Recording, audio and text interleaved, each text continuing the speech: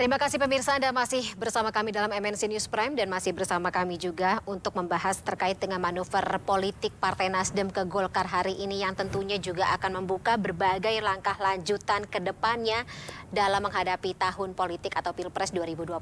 Masih bersama kami Kang Saan, Pak Supriyansah dan juga Bang Ray Rangkuti. Baik, untuk Pak Supriyansah mungkin ya setelah tadi di segmen berikut saya sudah ke Kang Saan, tapi nanti saya akan ke Kang Saan lagi. Pak Supriyansah mungkin masih akan membuka lagi kah Partai Golkar begitu untuk silaturahmi atau forum, katakanlah forum komunikasi ya, kalau saya belum terlalu dini untuk membuat sebuah terminologi forum koalisi gitu dengan partai-partai lain, terutama untuk KIB di luar PAN dan juga P3 seperti itu dengan partai-partai lain selain Nasdem mungkin? Iya. Pada prinsipnya Partai Golkar selalu membuka diri, Mbak Fani, bahwa Partai Golkar ini partai seluruh rakyat Indonesia lah.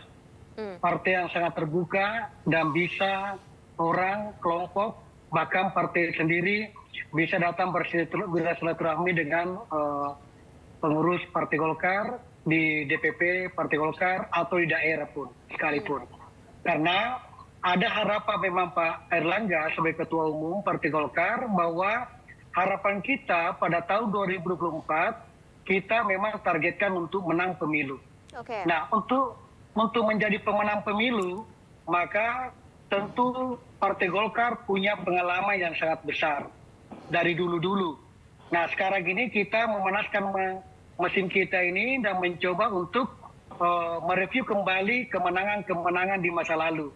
Nah, Pak Airlangga khusus untuk mencapai atau menghadapi tahun 2024 ini, Mbak Fani, maka sangat terbuka Partai Golkar untuk membuka pintu silaturahmi semua partai politik yang mau bersilaturahmi dengan DPP Partai Golkar yang ada di Selipi. Okay. Hari ini kita lihat ada Nasdem, besok mungkin ada yang lain. Atau besoknya mungkin partai lain yang kita tidak pernah bayangkan juga datang. Apa artinya semua itu? Bahwa Partai Golkar ini memang partainya rakyat Indonesia. Partainya kita semuanya. Kan dari dulu begitu prinsipnya Partai Golkar. Jadi selalu Partai Golkar ini menempatkan diri sebagai ibarat pohon beringin yang bisa ditempati orang-orang bernaung di bawahnya. Apakah ada orang yang membutuhkan di situ karena terik matahari misalnya, atau meminta perlindungan karena ada apa-apa, Partai Golkar tempatnya. Partai Golkar selalu diajari oleh Pak Airlangga, Pak Ray, bahwa mari kita memperkuat dari dalam. Untuk memperkuat dari dalam, maka kita buka dari luar juga. Membangun kekuatan dari dalam, membangun kekuatan keluar, maka itu adalah jalan menuju kemenangan tahun 2024. Baik. Itu pesan beliau di setiap kita rapat. Pak Supriyansah, tapi masih nungguin parpol mana lagi sih sampai nantinya KIB akan mendeklarasikan akan mengusung capresnya siapa, cawapresnya siapa gitu. Apa yang ditunggu sih?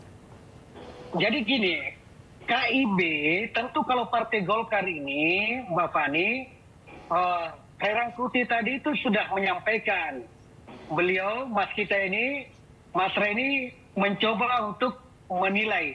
Kalau misalnya ada orang datang memperkuat Golkar, maka orang yang akan datang itu memungkinkan katanya menjadi 02-nya Pak Airlangga.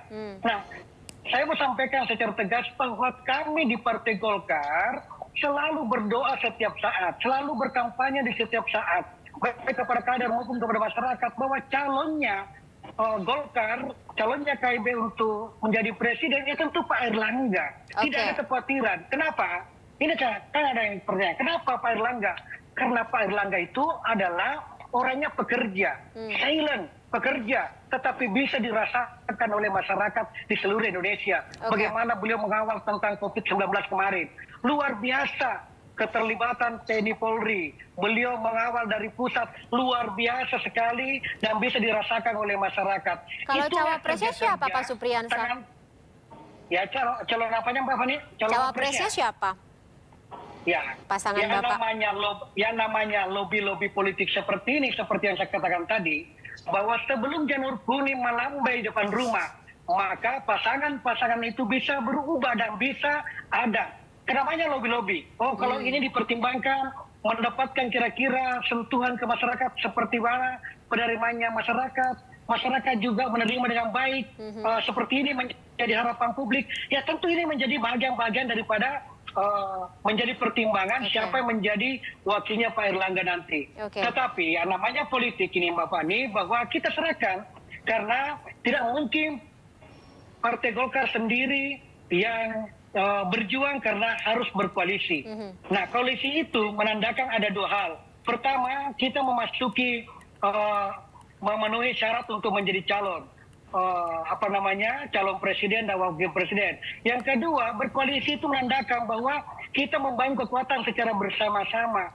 Olehnya itu, dengan berkoalisinya ini, maka Pak Erlangga dengan kawan-kawan KIP tentu meletakkan di atas meja bagaimana calon wakil presiden nanti, seperti apa kriterianya, seperti apa menjadi bayangan kita bersama, tentu akan dibicarakan lebih lanjut. Nah, karena ini masih ada waktu sekian bulan, ya insya Allah tidak akan salah pilih. Sebagaimana rakyat tidak akan pernah salah mengharap kalau Golkar menjadi pemenang pemilu, Mbak Fani. Baik, Kang Saan seperti itu juga ya. Siapapun nantinya ke arah manapun Nasdem. Bung Supriyansa udah kampanye nih. Sekalian ya. Ini harapan, Mbak. Mas Ray, ini harapan Mas Ray. Oke, Kang Saan gimana nih? Tawaran pasti akan datang, kemudian juga manuver pasti akan dilakukan tentunya oleh Nasdem setelah kemarin ke Sekber, kemudian hari ini ke Golkar, mungkin nanti juga ada pertemuan lagi dengan PKS dan juga Demokrat, atau mau ke parpol mana lagi, Kang Saan? Pertama, saya ingin tegaskan bahwa Nasdem untuk bukan mengusung, ya sudah mendeklarasikan Pak Anies, dan itu sudah punya modal koalisi yang cukup. Jadi Nasdem, Demokrat, PKS itu sudah hampir 160 kursi. Jadi itu untuk modal koalisi memenuhi syarat presiden threshold 20%, itu sudah terlewati ya. Tinggal deklarasinya berarti. Artinya modal utama ini sudah ada. Artinya udah memenuhi tiket. Jadi ketika misalnya KPU membuka pendaftaran untuk calon presiden wakil presiden, Nasdem sudah dengan koalisi perubahannya, yaitu ada Demokrat dan PKS, itu sudah punya tiket. Nah, langkah sekarang melakukan silaturahmi, tadi disampaikan di awal, sebagai silaturahmi balasan ke Partai Golkar, karena sebelumnya Partai Golkar datang ke Nasdem, dan sekaligus tadi ada komitmen-komitmen yang dibangun. Apa komitmen yang dibangun? Tadi menjaga suasana dan suhu politik agar tetap sejuk.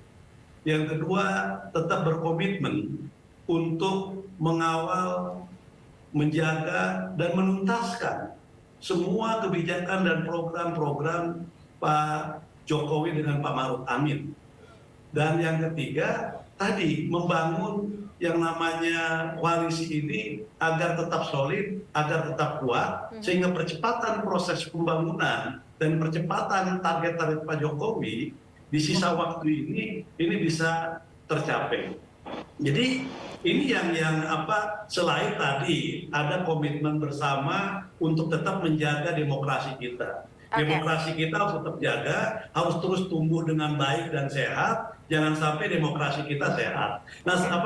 Mundur ya. Nah, salah satu untuk menjaga demokrasi kita tetap tumbuh dengan sehat, berkualitas, itu menjaga tentang sistem pemilu yang sudah baik ini. Golkar dan Nasdem berkomitmen agar sistem pemilu yang kita pilih hari ini sudah baik, dan ini cerminan dari sebuah proses demokrasi yang sehat itu, bahwa pemilu ke depan harus tetap menggunakan sistem proporsional terbuka. Nah, ini dibangun. Nah, persoalan setelah itu, misalnya dua kekuatan ini, misalnya ada yang namanya irisan-irisan, Tadi apakah misalnya yang seperti disampaikan oleh Bung Rey itu ya, apakah misalnya nanti yang satu ke sana yang di sini ke sini atau ada pertemuan di tengah-tengah, ini kan nanti perjalanannya, nanti waktu yang akan membuktikan. Setidaknya Bapak di hari ini terkait dengan soal spekulasi Rabu PON ini yang akan ada kejutan. Setidaknya kejutannya itu adalah di mana dua partai ini bisa ketemu, itulah kejutannya. Dan pertanyaan terhadap Presiden Jokowi besok Rabu PON, ya inilah jawabannya. Dua partai ini bertemu, membangun sebuah kesamaan untuk tetap mengapresiasi tentang capaian-capaian Pak Jokowi dan akan terus menuntaskannya sampai akhir masa kepemimpinan Presiden Jokowi dan Pak Maruf. Dan at least narasi mengenai reshuffle yang terjadi pada Rabu PON tidak terjadi, begitu ya Kang Saan ya. Hari ini sih nggak ada seperti itu ya. Baik, terakhir mungkin saya ke Bang Rey. Bang Rey, kira-kira apa lagi nih ya? Apa nih? Tadi utak-atik, kemudian tadi ya potensi-potensi Ini kan yang silaturahmi. menarik dari pernyataan Nasdem ini adalah istilah menurunkan tensi politik. Tuh. Salah satu ya tujuan dari pertemuan pada hari ini gitu. Tapi menurunkan tensi politik itu seperti apa? Kalau Anies Baswedan terus keliling se-Indonesia gitu loh. Ya kan, Iya, kan? tensinya diperlukan ya untuk ngeramein. Jelas, kalau Anies keliling se-Indonesia akan rame terus. Gitu. Ini kan kita masih mungkin masih sedikit teduh. Karena Anies belum berbicara tentang visi misi, belum berbicara tentang program, sikap-sikap politik dia terhadap Pak Jokowi misalnya, atau kebijakan-kebijakan yang sekarang ini terjadi. Ya kalau sambil begitu Anies atau kalau Anies berkeliling se-Indonesia itu sambil membicarakan sikap-sikap politiknya, saya kira tensi politiknya bukan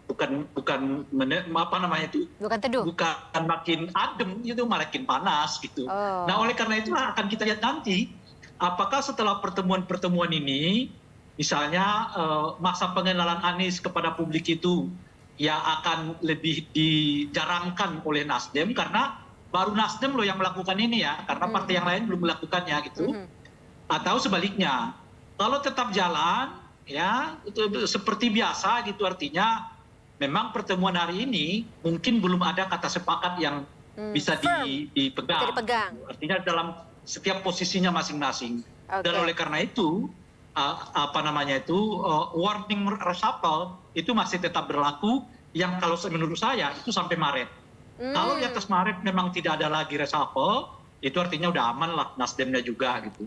Nah tapi kalau Nasdem mulai menurunkan sedikit tensi keliling-keliling ini gitu, ya itu artinya reshuffle mungkin agak lama atau bahkan nggak terjadi, tapi konsekuensinya ya Nasdem makin menjarangkan ya membawa keliling Anies ke seluruh Indonesia, sebab kalau terus dibawa keliling ya itu namanya bukan mendinginkan suasana tapi meramaikan suasana.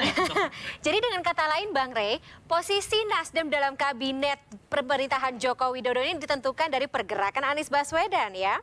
Iya, itu salah satu indikatornya. Kalau masih terus keliling, apalagi dalam keliling itu misalnya Anies terpancing untuk mengungkapkan sikap politiknya, taruhlah misalnya tiba-tiba beliau mengatakan, oh nanti kita akan evaluasi itu IKN, misalnya begitu ya, wah itu artinya rame tuh. Gitu. Tensi politiknya naik lagi, begitu ya? Iya. Nah itu yang saya sedang mencari formula dan juga negosiasi ulang lah gitu. Ya biasanya formula yang tepat atau tidak tepat itu tidak tepat sendiri juga akan bisa menjadi warna-warni dalam setiap kali pesta demokrasi berlangsung di Indonesia ya.